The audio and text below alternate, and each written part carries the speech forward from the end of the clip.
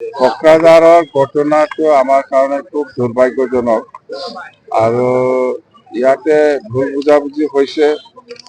ইয়াত কোনোবা থাৰ্ড পাৰ্টিয়ে সোমাই পেলাই যিটো ৰাজনৈতিকভাৱে এইটো এডভান্টেজ ল'ব বিচাৰিছে বা গণ্ডগোল কৰিব বিচাৰিছে, সেইটো আমি কেতিয়াও এনকাৰেজ নকৰোঁ।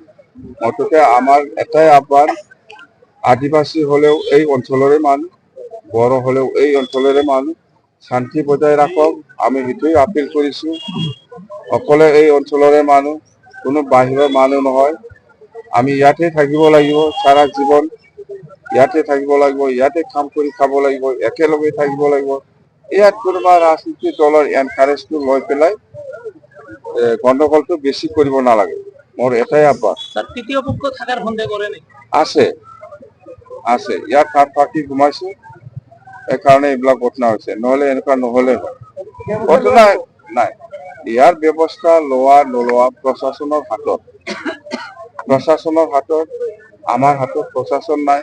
প্ৰশাসনৰ হাতত আছে, প্ৰশাসনে দায়িত্ব ল'ব, এই চিটুৱেশ্যনটো যেনেকৈ হ'লে কণ্ট্ৰল কৰিব লাগে।